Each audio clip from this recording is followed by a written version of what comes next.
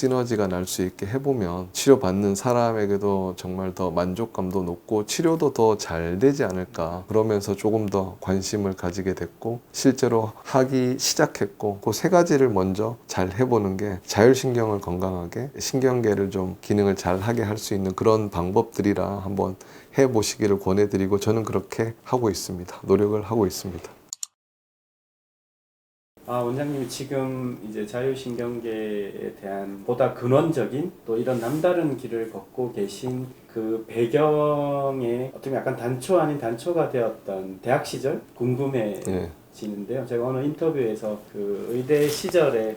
인도 뭐 여행도 가셨다는 얘기를 본 적이 있습니다. 특별히 그런 인도의 그 뭐 명상 요가를 또 경험하려고 가셨던 건지, 인도의 어떤 정신 세계가 궁금해서 가셨던 건지. 고등학생 때부터 사실은 신경계에 대해서 관심이 되게 많았어요. 과학 시간에서부터 신경계에 대해서 공부하는 건 되게 재미있고 해서 대학 때도 그런 신경계에 관심이 많았고 결국 전공도 뭐 신경외과를 하게 됐는데요. 두 가지 이유였습니다. 하나는 공부하는 게 너무너무 힘들어서 내 온 신경이 너무 예민해지고 극도로 진짜 뚜껑 열리겠다라는 생각도 있었고, 그리고 내가 이렇게 공부하는 신경계 질환에 대해서 병원에서 하는 거 말고 다른 것들도 참 많은 것 같은데 그 중에서 쉽게 접하게 되는 게 뭐 요가나 명상이나 이런 것들이 신경계 내 지금 뚜껑 열리는 이런 상황에도 도움이 될까 궁금하기도 하고, 그런 게 실제로 기원했던 출발했던 그런 나라가 뭐 인도이기 때문에 한번 가서 경험을 해보고 싶다라는 생각으로 그냥 아무런 계획 없이 사실 무작정 떠나서 2년이란 게 참 중요한 게 아무런 계획 없이 갔는데 공항에서부터 그냥 만났던 사람들이 그런 요가나 명상을 하러 영국에서 오셨던 이 친구 두 분이랑 우연히 공항 커피숍에서 이야기를 하다가 저는 혼자 여행을 갔으니까요. 이야기를 하다가 자기네도 그런 루트로 갈 거고 저는 의과대학 학생이라고 그랬더니 같이 그러면 한번 가보자라고 해서 저는 사실 아무런 계획 없이 가서 뭘 할지 한번 찾아보자. 명상센터나 수련원이나 이런 데 한번 가보자라고 갔다가 이미 많은 준비를 하고 정보를 가지고 있는 분들을 우연히 만나서 그분들을 따라다니면서 경험을 했고, 그 중에 한 분은 요가 선생님이었고 한 분은 명상센터를 운영하시는 분이고, 그러면서 뭐 다양한 사실은 경험을 인연이 좋아서 운이 좋아서 하게 되었던 거고, 한 두 가지 정도 제가 전에 인터뷰에서도 한번 소개를 드렸던 거고, 오쇼 아시람이라는, 제가 인도 갔던 게 2001년 2년 정도 했으니까 벌써 뭐 20년 훨씬 넘었는데 그 당시에는 사실 잘 알려지진 않았지만 요즘은 사실은 요즘 정신 건강에 대해서 관심이 많다 보니까 그런 게 좀 더 알려졌는데, 거기 가서 느꼈던 게 명상이나 요가를 자연 속에서 정말로 남들 시선을 의식하지 않고 경험을 해보면 어떤 느낌을 받을까 저도 느껴보고 싶어서 한 일주일 정도 입소라고 하죠. 거기는 뭐 가운도 옷도 입고 그 안에서 생활하게 되는 입소를 해서 정말 다양한 경험, 명상도 그냥 하는 게 아니라 뭐 시설도 사실은 그 나름대로 뭐 이집트 피라미드 형태로 해서 뭐 태양의 에너지를 많이 받을 수 있는 자리에 앉아서 뭐 자연 속에서 하는 그런 것들을 경험을 하면서 느꼈던 게 이게 그냥 빌딩 속에 있는 명상센터 가서 그냥 앉아서 하는 거랑 분명히 많이 다르다. 기분에서일 수도 있지만 많이 다르다라는 거를 한 일주일 정도 느껴보다가 거기서 또 만났던 분 중에 한 분이 인도에 있는 아유르베다 대학의 교수님이셨는데 우연히 또 얘기를 하다가 이런 데 관심이 있어서 왔다라고 했더니 자기가 아는 독일인 가정의학과 의사가 하는 내추럴 테라피 병원이 있는데 한번 가보면 좋지 않겠냐라고 해서 거기도 가서 구경은 안 되고 환자로 입원을 하면 치료 과정에 포함이 되니까 하셔라라고 했는데,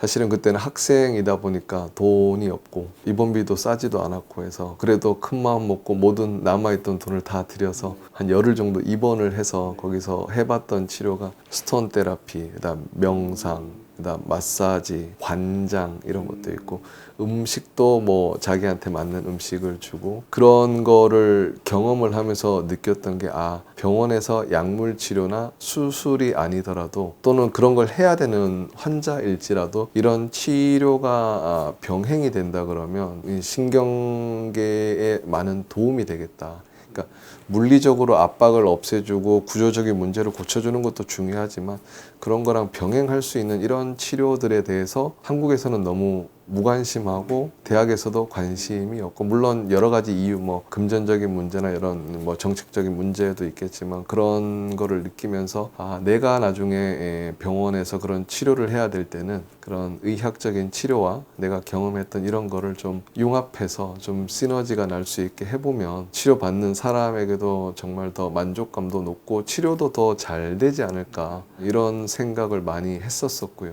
시간이 많이 흘러서 신경외과 전공을 하고 개원가에 나와서 치료를 하면서 그때 생각을 자주 합니다. 자주 하고, 저도 그런 경험을 했던 게 어떻게 보면 우리가 인연을 무시할 수 없다라고 하는 게, 그런 인연이 있어서 제가 그런 일을 좀 하도록 그러면서 조금 더 관심을 가지게 됐고, 실제로 하기 시작했고, 앞으로 조금 더 전문적이고 본격적으로 잘해보고 싶고, 그런 과정에 있는 찰나라고 생각하면 될 것 같습니다.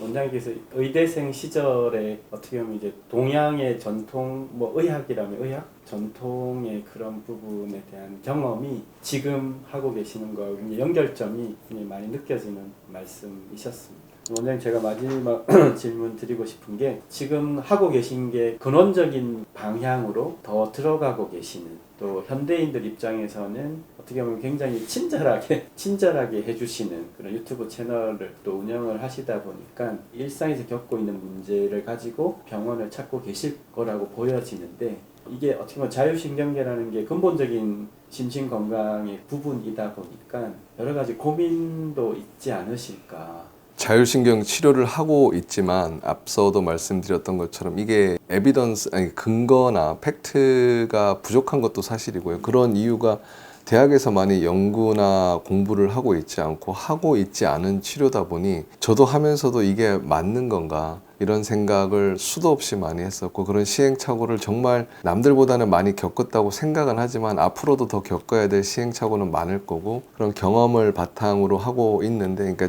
진료적인 면에서는 저는 이런 경험들을 관심이 있는 의사들이랑 이 소통을 하면서 제가 겪었던 시행착오는 최소한 겪지 않고 나아가야지 이런 자율신경 치료가 계속 발전을 할 거라는 생각을 해서 저희가 네트워크로 해서 병원을 하고 있는 거고, 그럼 병원 치료 외에도 아까 말씀하셨듯이 일상생활 속에서의 부분이 상당히 중요하고, 어떻게 보면 병원 치료보다 더 중요할 수 있는데, 이 자율신경의 문제를 근원적인 문제라고 표현하면 조금 반감을 살 수 있는 뭐 신경 계열의 의사들은 있을 것 같고요. 저는 근원적인 문제라기, 어떻게 보면 근원적일 수도 있지만 되게 원초적인 문제라는 이 워딩이 되게 맞을 것 같습니다. 원초적인, 원시적인 그런 내 생명 유지에 필요한 기능을 하는 신경계라고 보는데, 그런 원초적인 기능을 하는 신경계는 병원에서의 치료는 사실은 이게 완전히 망가졌을 때 어느 정도 기능을 할 수 있도록 도움을 주는 정도가 병원에서 하는 치료고요. 근데 그 도움을 주는 것도 어떻게 도움을 줘야 되는지 너무 정보가 없기 때문에 힘들지만 저희가 해나가는 영역이고,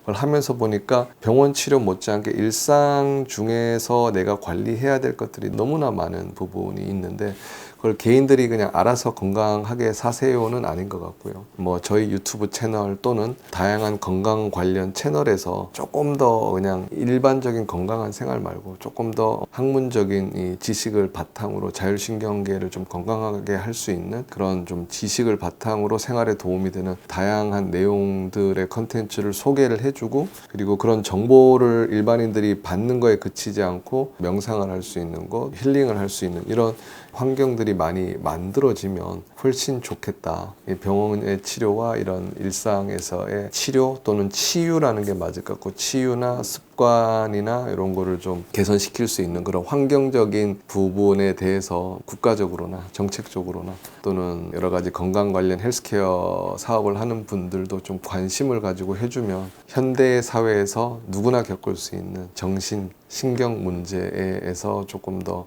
건강해지는 사회로 갈 수 있는 그런 기회가 되지 않을까라고 생각을 하고, 이쪽 병원 외적인 면에 교수님도 좀 더 관심을 가지고 해주시면 저희도 같이 힘을 한번 보태서 해보면 좋을 것 같습니다. 아유, 네, 감사합니다. 끝으로 하나 궁금한 질문 끝으로 하나 드리고 싶은데, 원장님이 평소에 심신건강 관리의 노하우 말씀 주신다면? 사실 저희 유튜브 PD도 이 내용을 유튜브에 좀 실자라는 얘기를 많이 했었는데요. 저는 그러니까 자율신경이 어떻게 보면 어려운 거지만 또 어떻게 보면 아까 말씀드렸듯이 되게 원초적인 기능을 도와주는 신경이 자율신경이다 보니까 저는 최대한 잘 먹는 것도 내가 식당에 차려진 밥을 먹을 때도 그냥 생각 안 하고 먹으면 좋아하는 것만 먹게 되는데 일상에서 할 수 있는 쉽게 할 수 있는 거는 밥을 먹을 때도 밥상에 있는 반찬을 골고루 먹어보자 라고 생각하고 먹는 사람은 그렇게 많지 않은 것 같거든요. 그러니까 일상 속에서 할 수 있는 시간을 굳이 내지 않아도 할 수 있는 차려진 밥을 물론 내가 차려 먹을 수는 없지만 식당에 갔을 때 반찬이 나오는 거를 정말 골고루 내가 다 먹느냐 그러지 않으니까 저는 일상 속에서 쉽게 할 수 있는 것부터 하자는 의미에서 잘 먹고 그리고 잠자는 것도 사실은 우리 몸의 호르몬 분비가 많이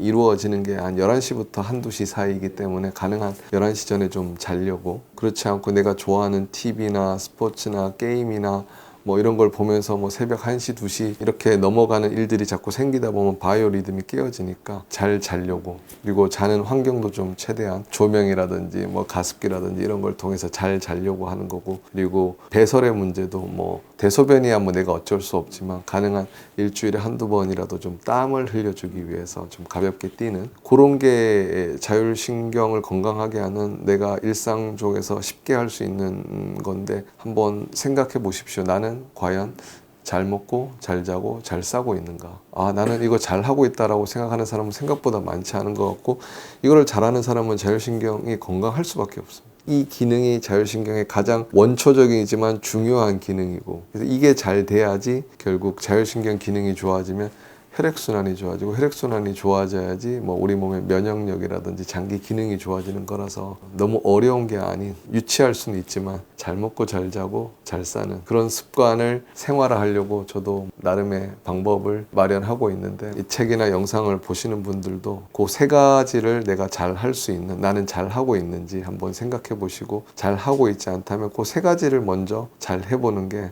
쉽게 접근할 수 있는 자율신경을 건강하게 신경계를 좀 기능을 잘 하게 할 수 있는 그런 방법들이라 한번 해보시기를 권해드리고 저는 그렇게 하고 있습니다. 노력을 하고 있습니다. 저도 그렇게 심플하지만 중요할 수 있는 것들을 일상 속에서 더 실천하기 위해서 노력을 하고 있습니다. 그리고 노력을 더 하려고 하고 있습니다. 인터뷰는 이걸로. 예. 네, 오늘 감사드립니다. 감사합니다. 네.